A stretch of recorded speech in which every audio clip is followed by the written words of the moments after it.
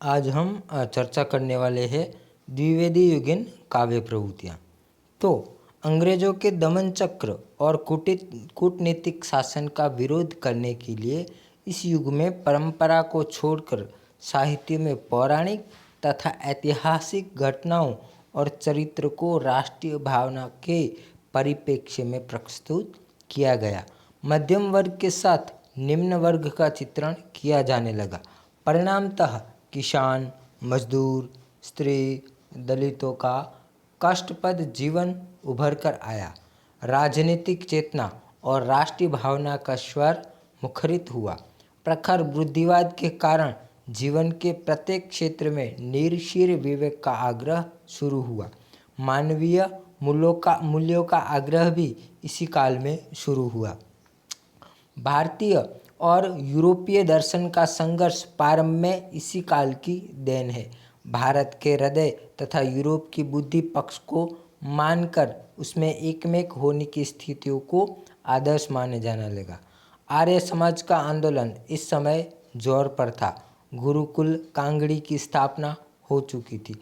आर्य समाज के नेतृत्व में डीएवी कॉलेज खुलने लगे थे। शिक्षा का सार्वत्रिक प्रचार प्रसार हो रहा था।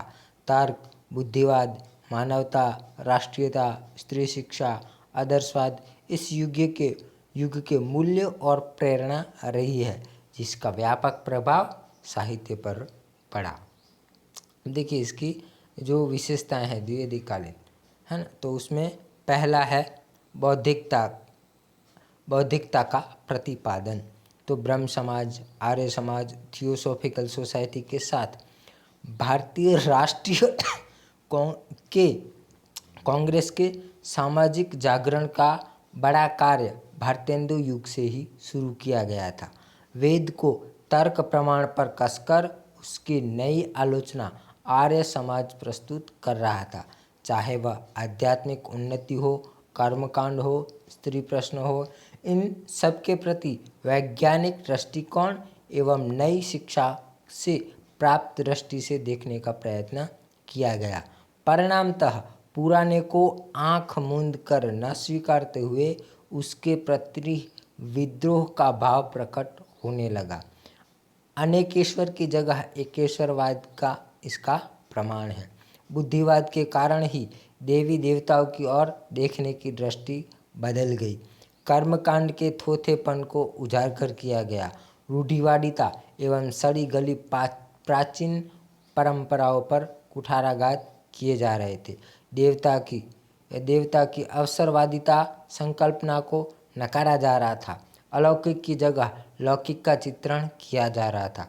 एक तरह से यह बौद्धिकता का युग, तार्किक प्रणाली से सोचने विचारने का युग प्रारंभ हो गया था। जातिवाद की आलोचना इसी कारण होती रही।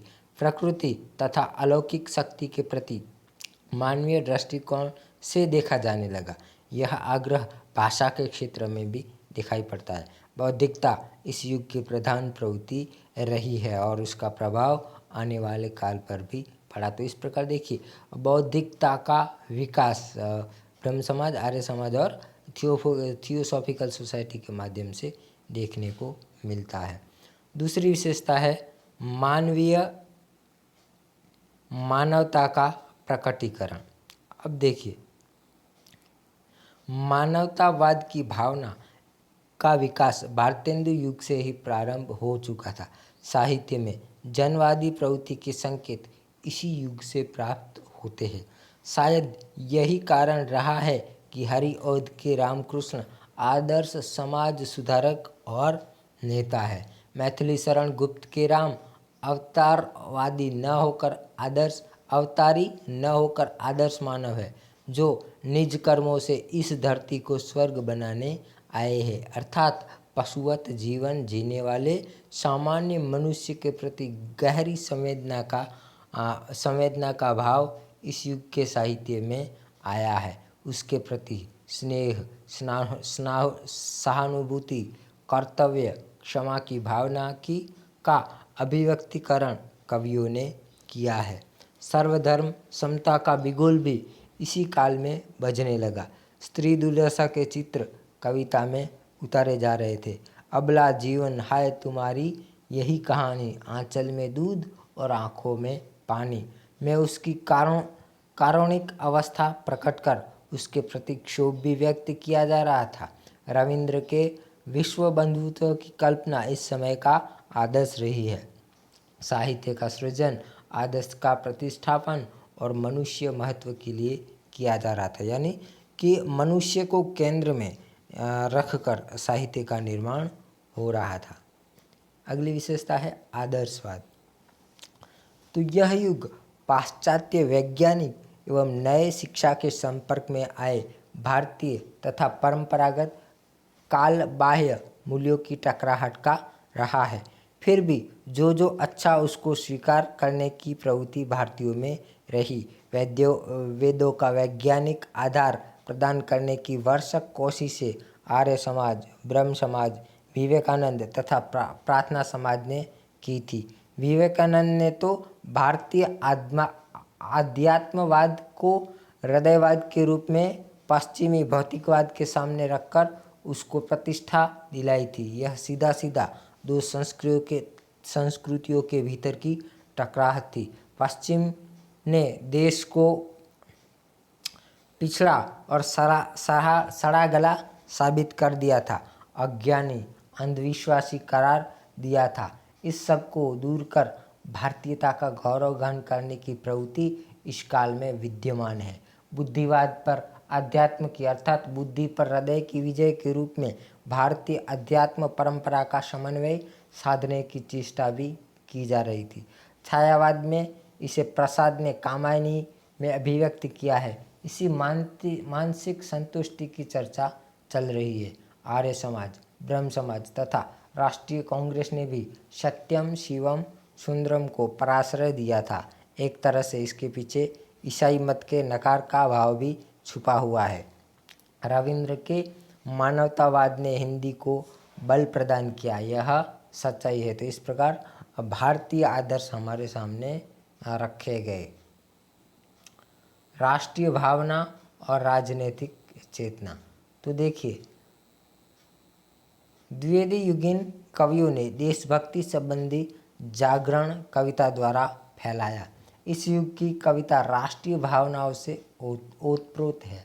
राष्ट्रीय स्वाधीनता आंदोलन को प्रेरित करने, देशवासियों को उनकी गुलामी का एहसास कराने, उनकी निष्क्रियता, अकर्मण्यता की मनोवृत्ति को स्पष्ट करने का प्रयास कविता द्वारा हुआ है। लोकमान्य की राजनीतिक स्वतंत्रता की मांग, स्वदेशी वस्तु प्रति प्रेम आदि भावना का विकास कांग्रेस की ओर से किया जा रहा था। साहित्य में भी इसके प्रतिबिंब आए हैं। देश प्रेम कविता का विषय हो गया।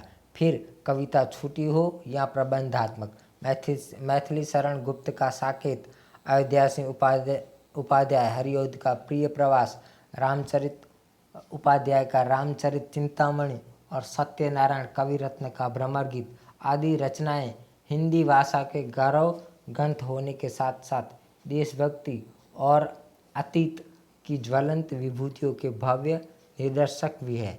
इसमें वर्तमान भारतीय स्थिति का करुणा प्रकट की है और अतीत को गौरवशाली बनाया गया है।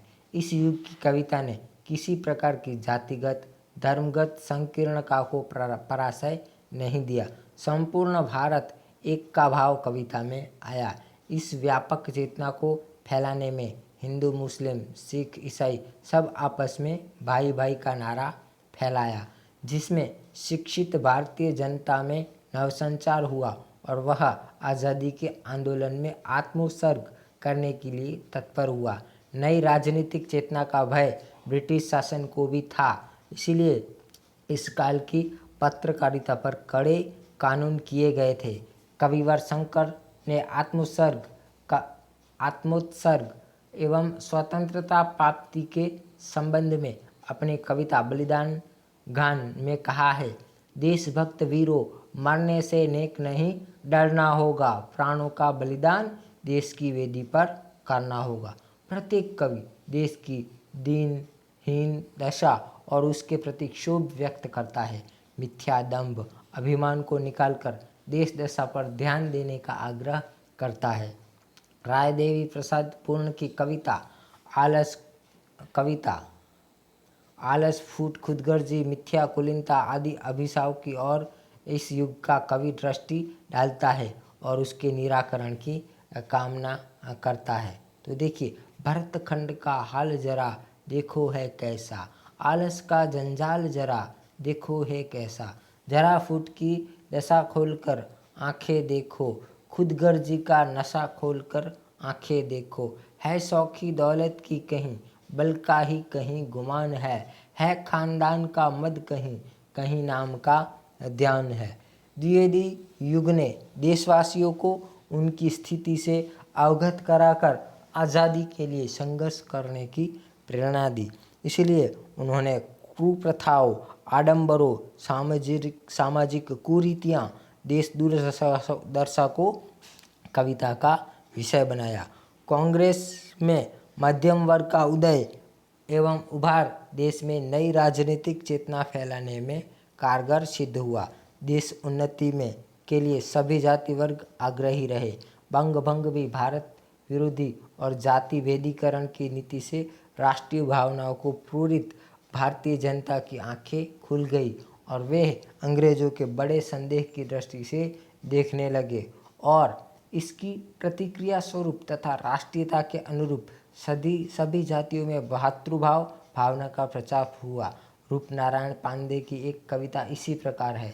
जैन, बौद्ध, पारसी, यहूदी, मुसलमान, सिख, ईसाई, कोटि कंठ से मिलकर कह दो हम सब है भाई भाई, पूर्ण भूमि है स्वर्ग भूमि है, जन्म भूमि है देश यही, इससे बढ़कर यहाँ ऐसी दुनिया में जगह नहीं।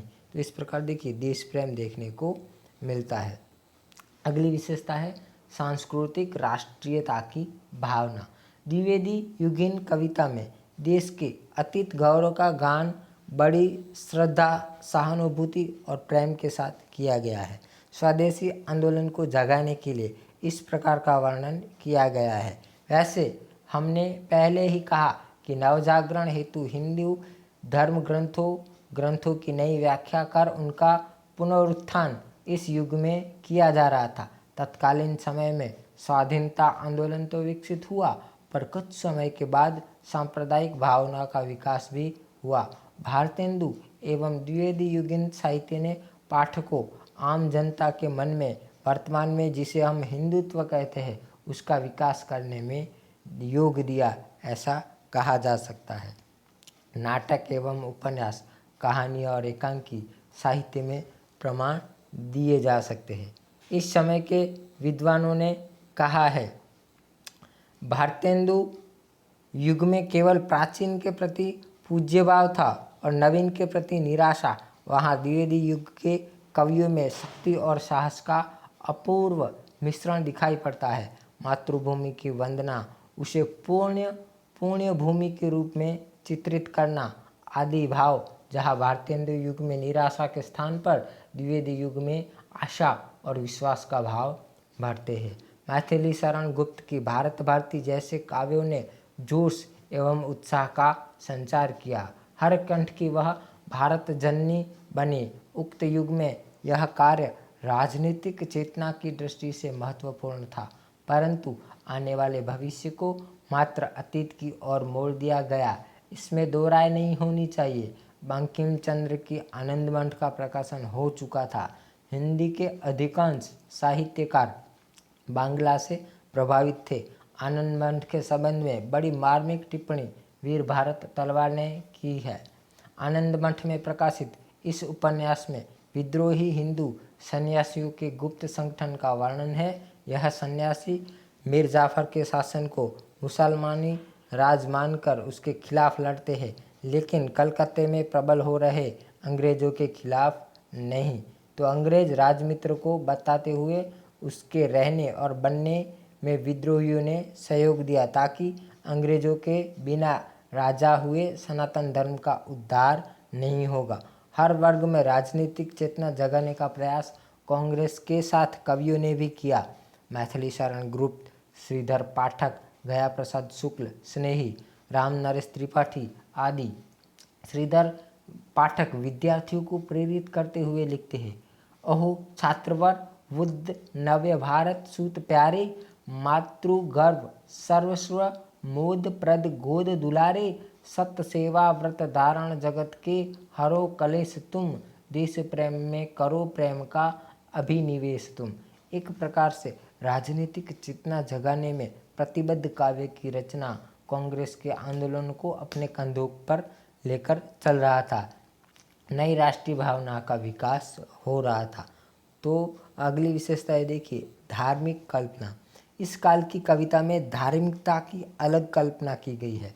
बौद्धिकता के प्रभाव के कारण ईश्वर आदि के मानवीय रूपों की कल्पना हो गई है। साकेत में मैथिली शरण गुप्त रह लिखते हैं, राम तुम मानव हो, ईश्वर नहीं हो क्या। आदर्श की स्थापना करने हेतु राम का मानव रूप की कल्पना मनुष्य के दुख कष्ट हरण हेतु ही की गई। साथ ही आर्य धर्म बनाकर धरती को स्वर्ग बनाने की बात भी राम करने लगते हैं।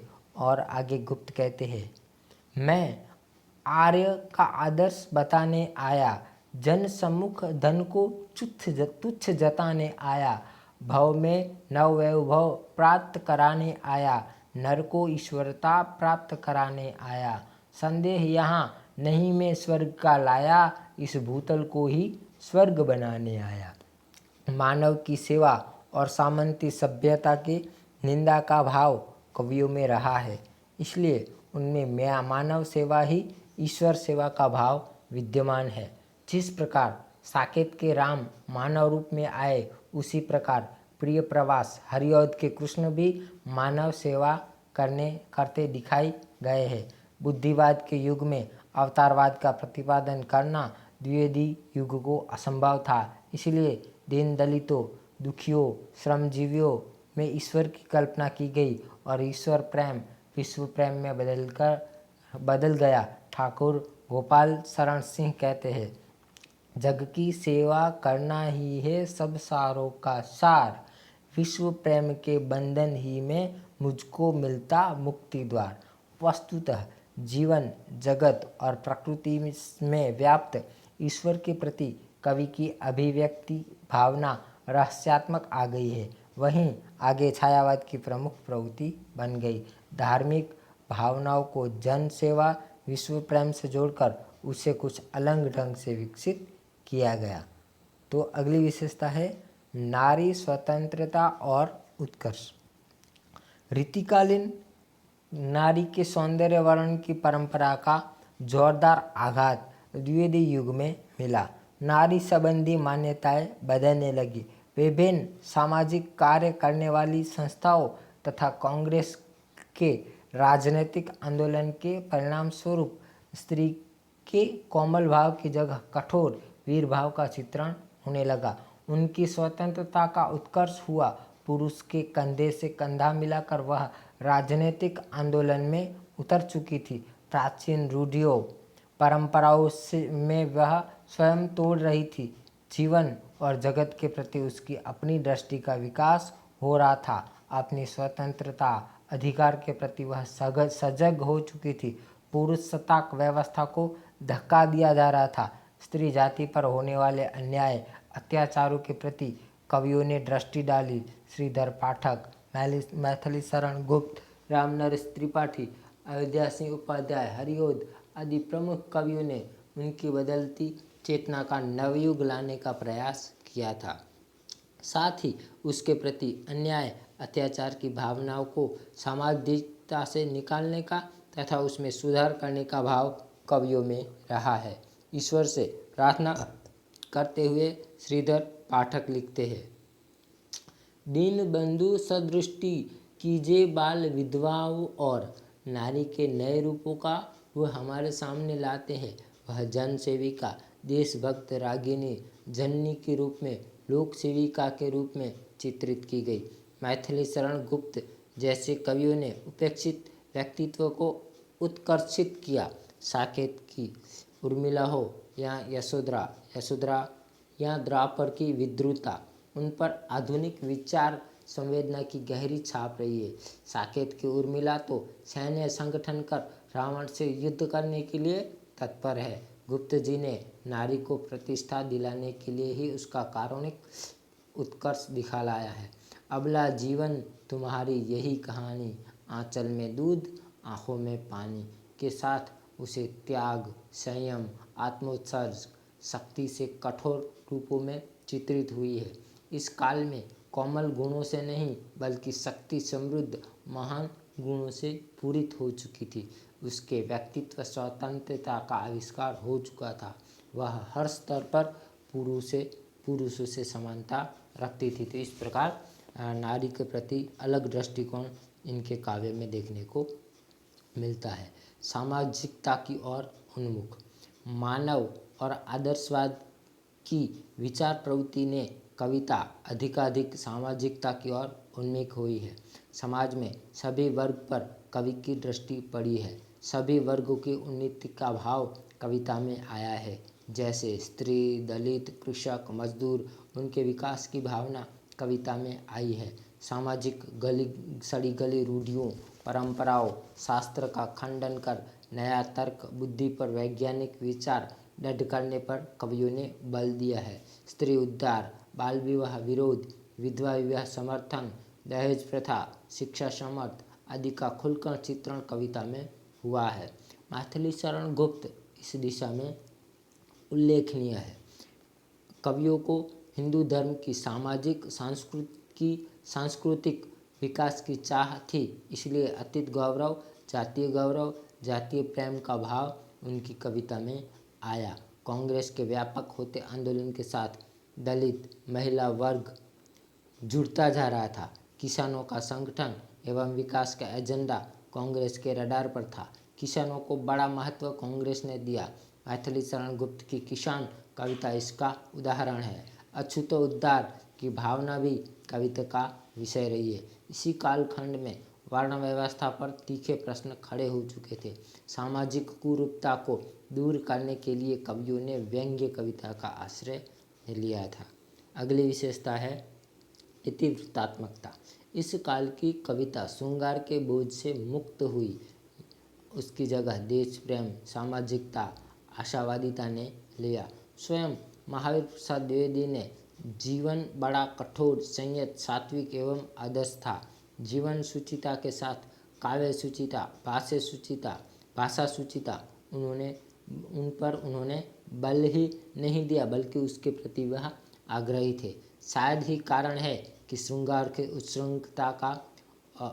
उच्छृंखलता का विरोध कर दाम्पत्य श्रृंगार का कविता के सुष्ठ रूप में स्वीकारा। परिणामतः कविता इतिवृत्तात्मकता की ओर मुड़ी। इसके लिए सरस गद्य शैली को युग ने स्वीकारा। अतः कवियों ने लाक्षणिकता, चित्रमयता और वाक्रोक्ति रही नहीं। विद्वानों ने ऐसा माना कि इस समय द्विवेदी के सामने दो शैलियाँ थीं, बंगला की कोमलकांत पदावली और मराठी की वर्णन प्रधान इतिवृत्तात्मक शैली। उन्होंने दूसरी शैली को अपनाया क्योंकि वह उनके मन के अनुकूल थी और साथ ही वह नैतिकता के प्रचार तथा आदर्श की प्रतिष्ठा के लिए उपयुक्त थी। परिणामतः इस काल की कविता में आकर्षण, लालित्य कम हुआ, वह शुष्क एवं नीरस हुई। मुक्तक कविता की रचना प्रबल बढ़ा। साकेत में गुप्त जी ने इसका प्रयोग किया। वेद ने तू भी भली बनी, पाई मैंने आज तुझे में अपनी चाह गनी। दोनों ओर प्रेम पलता है, सखी पतंग भी जलता है, हाँ दीपक भी जलता है। कविता का यह गद्यात्मक रूप मैथिली शरण गुप्त, ठाकुर गोपाल शरण सिंह, लोचन प्रसाद पांडे, मुकुटधर पांडे में आया। औधिकता के कारण वह बोझिल हुई। प्रतिक्रिया स्वरूप रहस्यात्मकता की खोज, रहस्योन्मुख प्रेम के प्रति कवि भावना बढ़ी। प्रकृति वर्णन भी यही भावना रही। गुप्त ने भी यह संकेत मिलते हैं। तेरे घर के द्वार बहुत है, किसके होकर आऊँ मैं, सब द्वारों पर भीड़ बड़ी है, कैसे भीतर जाऊँ मैं। तो आगे देखिए, अगली विशेषता है प्रकृति चित्रण। द्विवेदी युग का प्रकृति चित्रण बड़ा सच्चा और मनोयोगपूर्ण किया गया है। श्रृंगार काल में जो प्रकृति वर्णन किया गया है वह श्रृंगार भावना उद्दीपन हेतु हुआ है। भारतेंदु युग में सौंदर्यानुभूति के अभाव में केवल आलंकारिक चित्रण की प्रधानता रही है, परंतु द्विवेदी युग में यह वर्णन संवेदात्मक और चित्रात्मक रूपों में उपस्थित हुआ है, जिसमें अग्रसर है श्रीधर पाठक, अयोध्या सिंह उपाध्याय, हरिओद, मैथिली शरण गुप्त, राम नरेश त्रिपाठी तथा रामचंद्र शुक्ल आदि। श्रीधर पाठक की कविता में तन्मयता और माधुर्य भाव सन्निहित है। कश्मीर का वर्णन कुछ इस प्रकार है। प्रकृति यहाँ एकांत बैठी निज रूप संवारती, पल पल पलटती मेष क्षणिक छवि छिन छिन धारती, बिहरती विविध विलास भरी जोबन मद में सने, ललकती किलकती उलकती निरखती थिरकती बनठनी। तो आचार्य शुक्ल द्वारा ग्राम सौंदर्य के वर्णन का चित्रात्मक रूप हुआ है। गया उसी देवल के पास है ग्राम्य पथ, श्वेत धारियों में कई घास को विभक्त कर, थुहरों से सटे हुए पेड़ और झाड़ हरे गोरज से धुमले जो खड़े हैं किनारे पर। राम नरेश त्रिपाठी ने उनके काव्य पथिक और स्वप्न में नदी में पर्वत समुद्र आदि का दृश्य भव्य रूप में चित्रित किया। उनके प्रकृति चित्रण में कहीं कहीं रहस्यात्मकता पाई जाती है।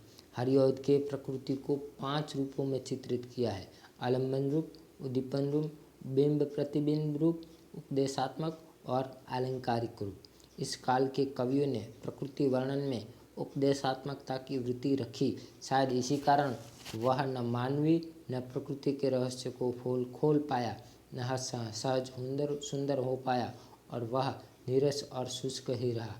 प्रकृति वर्णन भी इस काल की प्रमुख प्रवृत्ति रही। अगली विशेषता है अनुवाद। देशी और विदेशी साहित्य के अनुवाद की भारतेंदु परंपरा का अधिक विकास द्विवेदी युग में हुआ।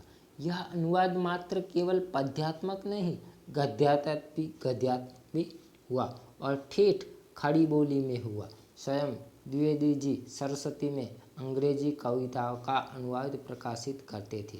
बंगला के उत्कृष्ट ग्रंथों का अनुवाद इस कालखंड में हुआ। श्रीधर पाठक ने गोल्ड स्मिथ के हरमित का एकांतवासी युग और ट्रैवल का श्रांत पथिक का पद्यानुवाद किया। डॉक्टर रविंद्र साय वर्मा ने अपनी पुस्तक हिंदी काव्य पर आंग्ल प्रभाव में लिखा है, द्विवेदी युग के हिंदी काव्य में अंग्रेजी कविताओं के अनुवाद के विशिष्ट स्थान रखते हैं। 1903 से 1908 के मध्यवर्ती काल में महावीर प्रसाद द्विवेदी ने आधुनिक हिंदी साहित्य के विकास के लिए अथक परिश्रम किया था। ये अनुवाद अनवरत रूप में सरस्वती में प्रकाशित होते रहे हैं। शेक्सपियर, बायरन, ग्रे आदि की कविता के अनुवाद हुए हैं। साथ ही बांग्ला और मराठी के अनुवाद भी किए गए हैं। बांग्ला से सामग्री ली गई थी, मराठी से शैली मैथिली शरण गुप्त ने माइकल मधुसूदन दत्त के मेघनाथ वध और वीरांगना तथा नवीन चंद्र सेन ने प्लासिर युद्ध का अनुवाद किया। सियाराम शरण गुप्त तथा मुकुटधर पांडे की कविताओं पर रविंद्रनाथ ठाकुर के गीतांजलि के रहस्यवाद का प्रभाव दिखाई देता है। अनुवाद कार्य की परंपरा का समृद्ध किया द्विवेदी युग में। काव्य विषय और रूपों में विविधता। द्विवेदी युग के काव्य विषयों एवं रूपों में महत्वपूर्ण बदलाव आए हैं। ऋतुकालीन परंपरा को छोड़कर अनेक नए विषयों को काव्य स्थान दिया गया। द्विवेदी कवि कर्तव्य निबंध में लिखते हैं कि चींटी से लेकर हाथी पर्यंत पशु, भिक्षु से लेकर राज पर्यंत मनुष्य, बिंदु से लेकर समुद्र पर्यंत जल, उन्नत आकाश, उन्नत हाथ पृथ्वी, उन्नत पर्वत, सभी पर कविता हो सकती है। जीवन जगत संबंधी विविध विषयों पर काव्य लेखन किया जा सकता है। विषय की कोई सीमा नहीं। डॉक्टर नगेंद्र ने विषय की सूची ही दी है: परोपकार, मुरली, कृषक, सत्य, लड़कपन, ग्रंथ, गुण, गान, प्रणय, ईर्ष्या, निंदा, कलयुगी साधु, पुस्तक प्रेम, ब्रह्मचर्य, हिंदी की अपील, बालक, हिंदी साहित्य सम्मेलन, मूढ़ मानव, मेहंदी, नेकटाई, मनोव्यथा, कामना, विधा, कुलीनता, पौरुष, शिशु स्नेह, सुखमय जीवन, भारतीय छात्रों से नम्र निवेदन, लक्ष्मी लीला, सपूत, ग्राम गौरव, सज्जनों का स्वभाव, समालोचक लक्षण, दरिद्र विद्यार्थी आदि। इसके साथ ही आचार्य शुक्ल ने कुछ संकेत दिए। देशादेश, समाज दशा, स्वदेश प्रेम, आचरण संबंधी उपदेश के साथ त्याग, वीरता, उदारता, सहिष्णुता, पौराणिक ऐतिहासिक प्रसंग पदबंध हुए हैं, जिसके बीच बीच में जन्मभूमि प्रेम, स्वजातीय गौरव, आत्मसम्मान की व्यंजना करने वाले भाषण रखे गए हैं। गुप्त जी ने विकटकर, तिलोत्तमा, रंग में भंग, सौरद्री, द्वापर, किसान, विश्ववेदना, काबा और करबला इसमें विस्तार दिया है।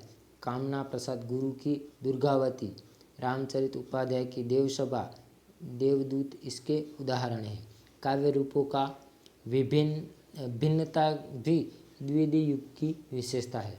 खंड काव्य, प्रबंध काव्य और प्रगति मुक्तकों का प्रयोग काव्य लेखन हेतु किया गया। साथ ही मुक्तक के बजाय महाकाव्य, आख्यान काव्य, प्रेम काव्य, गीत काव्य और स्फुट गीतों का स्वतंत्र लेखन हुआ। खड़ी बोली का प्रयोग गद्य के क्षेत्र में महत्वपूर्ण रहा है। गद्य साहित्य में घटना प्रधान चरित्र, ऐतिहासिक और पौराणिक घटना और कथाओं को लेकर उपन्यास, कहानियों का लेखन किया गया। आलोचना तथा निबंध साहित्य का समृद्ध विकास भी इसी युग में हुआ। कहने का तात्पर्य है कि विषय एवं शिल्पगत विविधता इस काल में हुई है। खड़ी बोली काव्य की भाषा। हम जानते हैं कि अभी तक जो काव्य की भाषा थी वो कौन सी थी? ब्रज या अवधी। तो यहाँ पर द्विवेदी के कारण खड़ी बोली को स्थान मिला। द्विवेदी युग में भारत परिवर्तन यह एक प्रमुख प्रवृत्ति है। ब्रज भाषा की जगह खड़ी बोली ने काव्य भाषा के रूप में स्थान लिया। आज खड़ी बोली के भाषा, सौंदर्य, मार्दव और अभिव्यंजना क्षमता के दर्शन के पश्चात उसकी काव्य उपयुक्तता विवादास्पद नहीं रही है। जो लोग खड़ी बोली प्रयोग पर शशांक यानी शंका करते थे, शासक थे, उन्हें जयद्रथ वृद्ध भारत भारती ने उपयुक्तता समझाई। द्विवेदी जी ने भाषा तथा व्याकरण संबंधी त्रुटियों को दूर कर उसे प्रयोग सामर्थ्यशील बनाया। द्विवेदी जी ने गद्य पद्य की भाषा एक सी करने का आदर्श रखा। इसका परिणाम कवियों पर हुआ। हरिऔध जैसे कवियों में तो द्विवेदी जी संस्कृत निष्ठा का भी अभाव है। उन्होंने ठेठ हिंदुस्तानी का प्रयोग प्रिय प्रवास में किया। मदीय प्यारी ऐ कुंज कोकिला, मुझे बता तू ठीक कूक कहाँ उठी, बिलोक मेरी चित्त भ्रांति क्या बने, विषादती संकचिता निपीड़िता। द्विवेदी जी ने भाषा को समन्वय रूप बदला। डॉक्टर नागेंद्र ठीक कहते हैं कि जयद्रथ वृद्ध की प्रसिद्धि ने ब्रजभाषा के मोह का वध कर दिया। भारत भारती की लोकप्रियता ने खड़ी बोली की विजय भारती सिद्ध हुई। ब्रजभाषा का वैभवशाली रूप धराशायी हुआ और खड़ी बोली के ने विकास पाया। भाषा के बदलने से जो क्रांति हुई वह आगे हिंदी साहित्य में स्पष्ट है। छंदोबद्धता को त्याग कर भी कविता जन की ओर अधिक निकट हुई। तो इस प्रकार खड़ी बोली का आविर्भाव हुआ। अगली विशेषता है छंद स्वच्छंद। खुद द्विवेदी जी छंदोबद्ध और तुकबंदी वाली कविता के विरोधी थे, इसलिए उन्होंने स्वच्छंद को अपनाया। संस्कृत वृत्तों के अतुकांत या अनुप्रास को भी दूर किया गया। खड़ी बोली में ही वह विविध छंदों का सुंदर प्रयोग इस काल के कवियों ने किया। हिंदी, उर्दू, संस्कृत को छंदों का भी प्रयोग उत्कृष्ट रूप में किया। मुक्तक की कविता का प्रयोग होने लगा। छायावाद की अंतिम दौर निराला ने मुक्तक छंद कविता का ही पुरस्कार किया। फिर भी श्रीधर पाठक ने लावणी तथा उर्दू, गया प्रसाद शुक्ल ने स्नेही ने उर्दू, हरिऔध ने संस्कृत छंदों का प्रयोग किया। ब्रजभाषा में जिन कवियों ने रचनाएं की उन्होंने रोला, छपया, कुंडलियाँ, गीतिका, हरिगीतिका, नाटक, लावणी, सवैया, कवित आदि छंदों का प्रयोग अनेक कवि छंद विशेष का प्रयोग करते थे, परंतु इस काल का कवि भाषा के संस्कार कार्य में रत था। उन्होंने नए छंद निर्माण करने में कोई दिलचस्पी नहीं ली। आखिरकार मूल्यांकन करते हुए कह सकते हैं कि द्विवेदी युग में काव्य वैविध्य के साथ भाषा निर्णय भी किया गया। खड़ी बोली को अधिकाधिक परिष्कृत करने का महत्वपूर्ण कार्य महावीर प्रसाद द्विवेदी ने किया। उसके व्याकरण रूप पर बल दिया, उसके काव्य उपयुक्त सिद्ध किया, उसे स्थिर एवं परिपक्वता लाई। मनुष्य हित, समाज हित, देश हित के साथ राष्ट्रीयता का विकास करने में द्विवेदी युगीन कविता उल्लेखनीय है। मैथिली शरण गुप्त जैसे राष्ट्रकवि का निर्माण द्विवेदी युग की देन है। अतीत का चित्रण गौरव उनके काव्य विषय भले ही रहे हो, पर वर्तमान पर नज़र अवश्य थी। आदर्शवाद, मानवतावाद, राष्ट्रवाद, बौद्धिकता के बल पर कविता का महल खड़ा किया। सरस्वती का प्रकाशन, द्विवेदी जी का संपादन पत्रकारिता, साहित्य, निबंध, आलोचना की दिशा में निर्णायक रहा। सत्य और न्याय का समर्थ, नारी सशक्तता, सामान्य जनजीवन का चित्रण, मानवीय गुणों की महत्ता, गद्य पद्य दोनों की शैली में परिवर्तन कविता की भूमि रही, जिससे वह समृद्ध हुई। द्विवेदी जी युगीन कविता सांस्कृतिक राष्ट्रीयता की कविता है। डॉक्टर नगेंद्र ने कहा है, इस युग की राष्ट्रीयता सांप्रदायिकता और प्रांतीयता से ऊपर अति उदार और व्यापक राष्ट्रीयता है। मातृभूमि के लिए सर्वस्व बलिदान, स्वार्थ त्याग और पारस्परिक वैमनस्य को दूर करने की अमोघ प्रेरणा देकर इन कवियों ने असंकीर्ण राष्ट्रीय भावनाओं को विकसित किया तथा तत्कालीन राष्ट्रीय आंदोलन को बल दिया।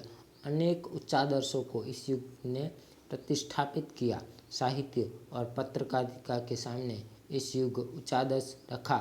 यही कारण है कि इसे जागरण या सुधार काल के नाम से जाना जाता है। मर्यादा, प्रताप, प्रभा, सरस्वती, इंदु जैसे प्रसिद्ध राजनीतिक एवं सांस्कृतिक संबंधी पत्रों का प्रकाशन इसी काल में हुआ। भाषा, व्याकरण, विमर्श इसी काल की उपज है। किसकी? खड़ी बोली की। द्विवेदी युग के कवियों ने कविता को आगे बढ़ाया। व्यापक रूप में वह समाज देश के वृत्त में फैल चुकी है। गर्भरंडा रहस्य द्वारा नथुराम शर्मा शंकर ने काव्य में हिंदू धर्म एवं समाज सुधार की भावना जगाई। विधवाओं की बुरी स्थिति तथा मंदिरों में चलने वाले दुराचार का पर्दाफाश किया। हास्य व्यंग्य कविता का जबरदस्त हमला सामाजिक, धार्मिक, राजनीतिक, सांस्कृतिक छद्मावरण पर हुआ। सुधार और संघर्ष यह काल रहा। आदर्शवाद तथा तर्क बुद्धिवाद से उन्होंने सुयोग्य समन्वय लाया। तो इस प्रकार विभिन्न प्रकार की काव्य प्रवृत्तियाँ हमें द्विवेदी काल में देखने को मिलती है।